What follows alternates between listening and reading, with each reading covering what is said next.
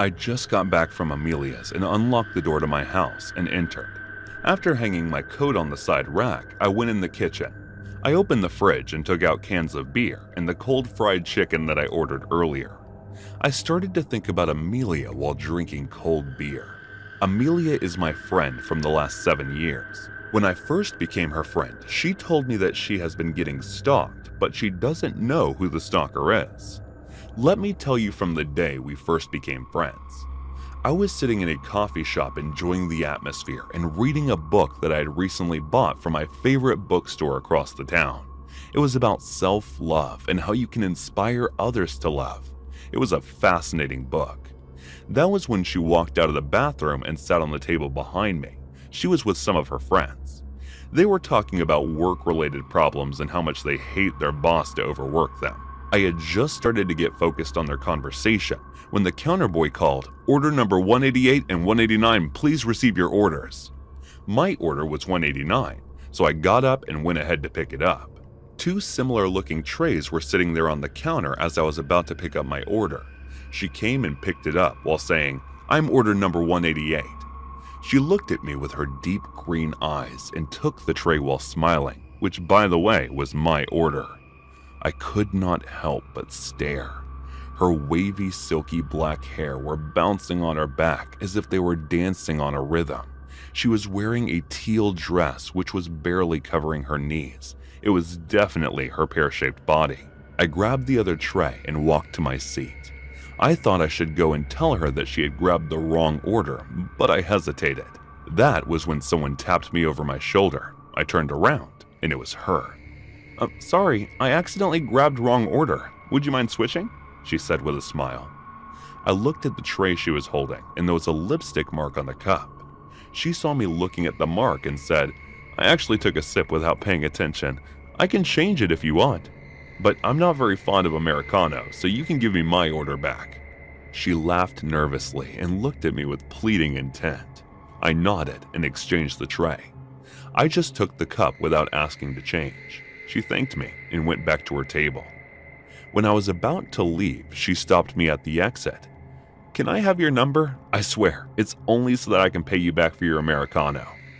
I laughed at her nervousness and gave her my number. After about half an hour, I received a call from an unknown number. I picked it up, and it was a soft voice of a girl. I immediately recognized it was her. "Hi, it's Amelia. You gave me your number in the coffee shop. I have just called to let you know that it's my number." After saying that, she disconnected the call. I again received her call at night. She told me that she just wanted to thank for earlier, and we talked for a while. For that day on, we started to talk on a regular basis and became friends. One day, when I was near the library in the evening, she called me. "I think someone is following me. Can you please come over here?" Her voice was trembling. I asked her where she is, and the address she told me was just 2 blocks away. "Don't panic, I'm nearby. I'll be right there." I went there, and she was looking all freaked out. She noticed me, came running toward me, and hugged me. She started sobbing and talked at the same time. "I was walking from here and felt like someone was following me. I couldn't see him, but I know someone was." I patted her back slowly and told her that everything will be fine. She told me that she lived nearby and asked me to walk her home. As we reached her house, she invited me in. I noticed that she lived in the same area as me, and when I told her that, she looked shocked. She asked me to feel at home and went to her kitchen. After a while, she came back holding a bottle of wine and 2 glasses. She sat at the chair next to mine, poured wine into the glasses, and gave one to me. As we were drinking wine, she started to cry. I asked her the reason for her crying. She told me that someone's been stalking her for the past few months.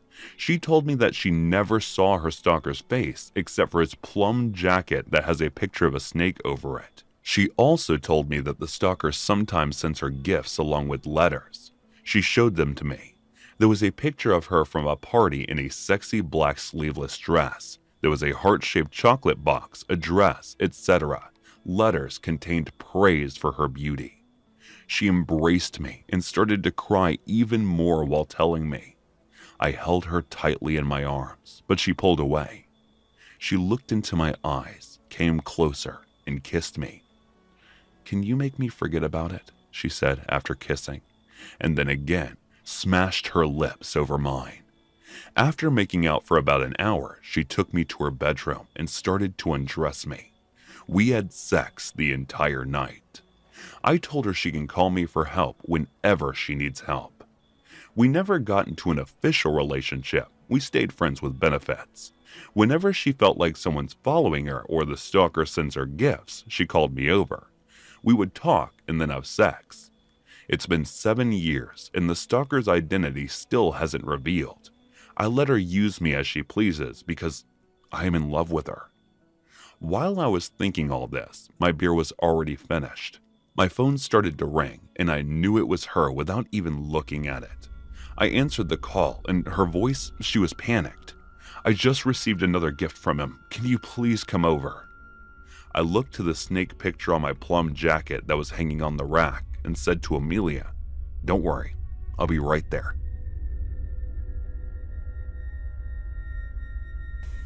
Hey guys, thanks so much for all the support.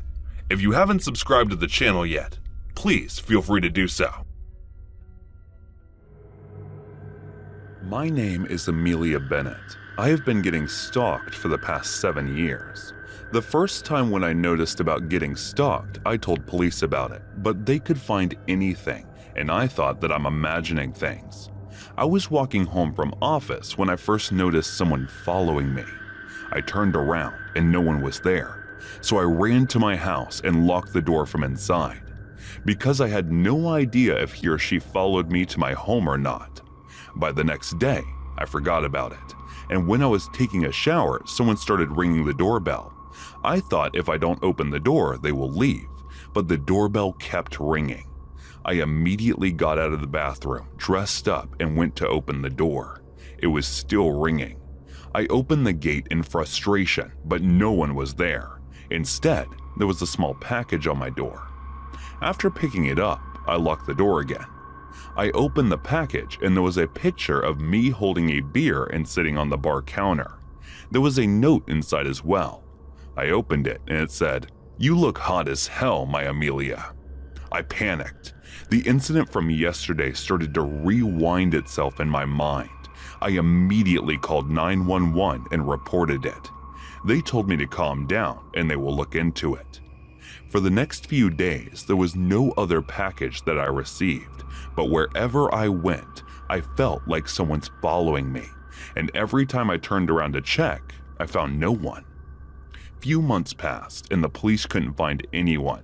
They told me that the gift must be from someone I know, and I may have gotten scared by my own imagination. No matter what I do, I couldn't help but think that he must be around me every time.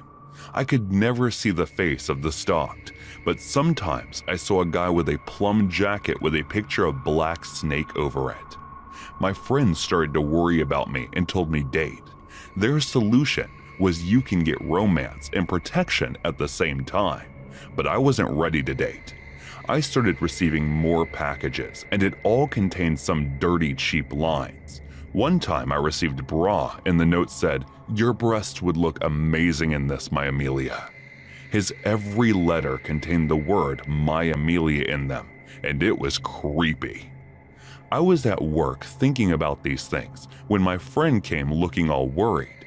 They asked me if I'm okay. I told them about the situation, and their solution, as always, was to date. They dragged me to nearby coffee shop and we started talking about office and made fun of our boss. I got distracted from the stalker for that period of time. That was when I took a sip of my coffee and noticed it wasn't my order. I remembered there was another guy whose order was with me. I had already taken a sip, so I thought I should let it be. But my friends forced me to go there, saying the boy is cute. I went there and apologized. Surprisingly, he exchanged the trays without even saying anything. I was talking with my friend when one of them pointed, "Look, that cute guy is leaving. You should totally exchange numbers. Go and say you want to pay for his Americano." I denied, but they practically forced me to. I went there and asked for his number hesitantly. He gave it to me and left. We went back to work. Before leaving, my friends reminded me to call him, and I took their advice. I called him and let him know my number. I didn't know what else to say, so I disconnected the call. The following evening, I received another package with letter. I was distressed. That's when I thought of my friends telling me that a boyfriend can protect me. I dialed the number of that boy and started talking to him. His name was Daniel Park. He seemed nice, easygoing, so I started to like him.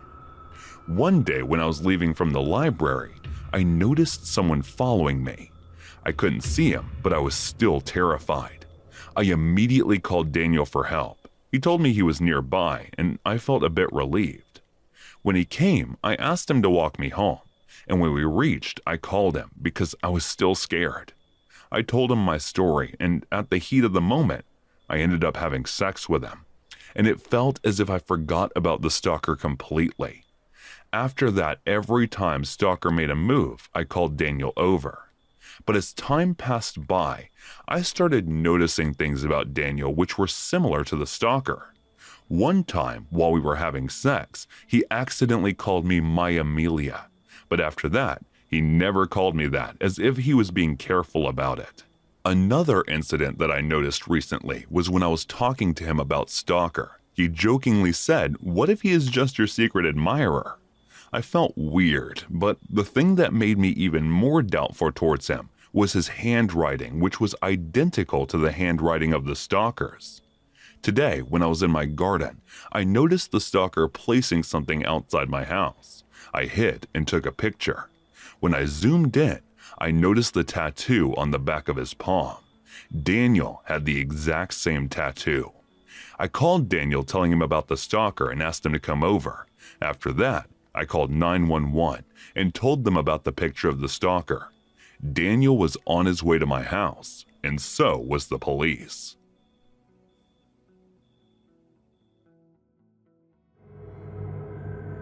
To give some context, every summer I would do some temp work for the company where my dad worked. It was an education company, so they always needed temp workers around in July and August time for all of the exam remarks that they had come in. It was my data entry work, but it suited me fine, and that meant I could earn a little extra cash while I was at university. I did this every summer from when I was 19 through when I was 23, and then I got another job at the same company for a bit after I graduated, but we'll get to that later. For now, all you need to know is that I was a reasonably familiar face there, and everybody knew I was my dad's daughter. The main downside of working there was that I'd clock off work at 5 p.m., but I'd have to wait for my dad to finish work since he was the head of an entire department, so he'd end up staying a bit later. Every day, I bring a book with me and sit in this little foyer area between his department and the department where I worked, since it had the most comfortable chairs. I must have been 22 years old when this happened, because it was the penultimate summer that I worked there. I had just had my hair cut short for the first time in my life, and I'd had it dyed red as well. I was sitting on these couches reading, when all of a sudden, this guy approaches me. Leon. Leon tells me that he works in my dad's department, and he thought he'd come introduce himself. This is a pretty common occurrence for me, and I was aware of this guy. He was young and decent looking, so a few of the women in my department had a crush on him. I was dating someone at the time though, and I'd never actually seen him in person, but I could see what they saw in him. He got to chatting, and he mentioned that I changed my hair, so I told him about cutting it short, and he cut me off mid-sentence. As this is where it started to get weird. He said, "No, first it was brown and you didn't have a fringe, and then you went through that phase of curling it. Then you put the fringe in its indicted red. After that, you dyed it purple, and now you had to cut short and dye it back to red." This guy I just met was describing over 2 years worth of hairstyle changes that I'd had. I felt creeped out, but it seemed like a nice enough guy, and I guess I'd worked at the company throughout the entire time, so it was reasonable to assume that he'd noticed me before, and that should have been the first red flag. He asked me if I had Facebook, and I told him that I did, so he said that he would add me. That seemed pretty normal. But then, after he'd sent the friend request, he asked me to get my phone out so he could watch me accept the friend request. I'm British, and it's therefore impossible for me to be impolite. So I got my phone out and showed him that I'd accepted it. I thought that might calm him down. Bear in mind, he wasn't a bad-looking guy, so I felt a bit flattered at this point that he was so keen on me. Then, sense of flattery dissolved real fast. After the Facebook thing, he kept asking me if I had MSN, and I told him that I didn't. I swear throughout this conversation, he asked me if I had MSN about 4 times. Then the final time, he was like, "Please, can you get MSN Messenger so we can chat after work?" It was like he had something really urgent he wanted to tell me, but I'd only just met this person. I kinda laughed and said how I hadn't used MSN since I was a teenager without necessarily rejecting him.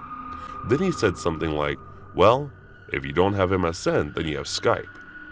This seemed like the perfect opportunity to bring up my boyfriend who was a foreign student and went back to his home country during the summer. He was the only person I spoke to on Skype. I said to Leon how I didn't have my own Skype account, but I used my dad's Skype account to talk to my boyfriend. I really thought this might ward them off. I was wrong. Without missing a beat, he said, "Can you please just get your own Skype account so we can video chat after work?"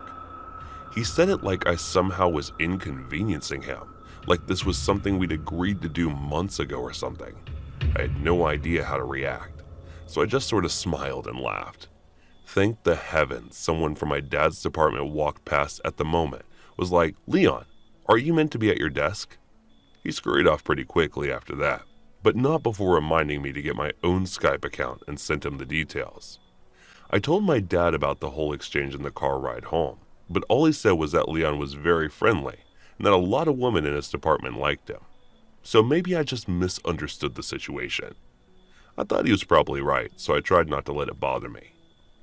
Later that evening, however, I was on my computer doing university work when a message popped up on my face. Look, it was Leon on the message. Said was, "We like the same movies." I don't know what it was, but something about this message freaked me out so much. I decided not to respond and logged off Facebook, hoping that he would notice I had been online. The next day after work, I was sat in my usual spot when Leon comes over to me. His face was like thunder. At first, I thought he was having a bad day and was walking through the hallway. But my heart dropped when I realized he was walking directly towards me. "Why don't you respond to your Facebook message?" I was stunned.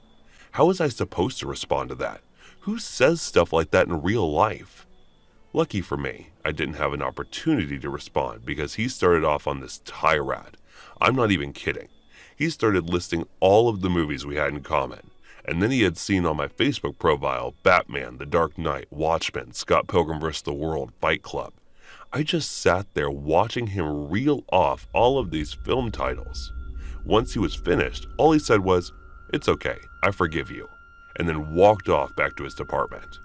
Over the next couple of weeks, he came and found me in my spot every day and talked to me, from the moment I sat down to the moment my dad came to get me. I don't remember many of the exchanges, but I do remember distinctly one day pretending to pick up my nose when I saw him coming to see if it would pull him off. It didn't. I got to the point where I'd get so stressed out after work that I'd go and hide in the toilets for as long as I could. But the women I worked with started to notice and think I was weird. Eventually, I broached the subject with my dad, and he gave me his car keys after my shift so I could go hide out in the car rather than the building. So I'm camping out in his car, and I'm still feeling quite tense. But after about 20 minutes, I start to feel at ease. Surely he won't come looking for me out here. Wrong. I looked over at the main entrance, and my heart drops. He is coming out of the door, and he's scrutinizing all the cars. I sank down as far as possible into my seat, but I wasn't fast enough, and he saw me. He comes rushing off and starts tapping the glass, so I open the door and ask him what's up. "I didn't see you in your usual spot, but luckily the doorman told me he saw you come out here. Why are your dad's car? Again? What am you supposed to say to that?" I told him I had a headache, so I'd come out to the car to take some persimenthol and see if I could get some sleep. At least he respected that because he told me to feel better and left me alone.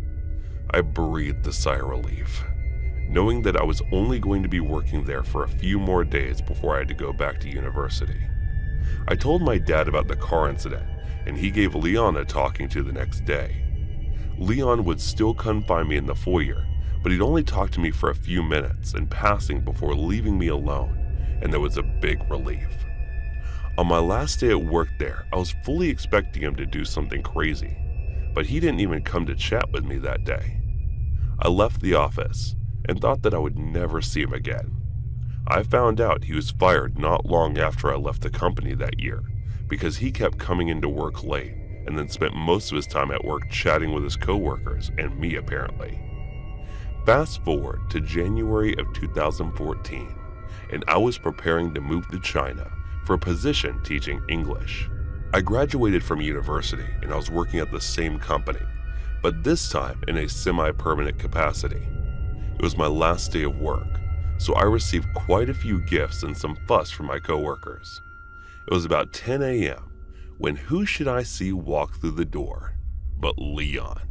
He had been hired as a temp to do the job that I had done for so many years. As soon as he walked through the door, he saw me and this flash of recognition crossed his face. I wanted to slide under my desk and die.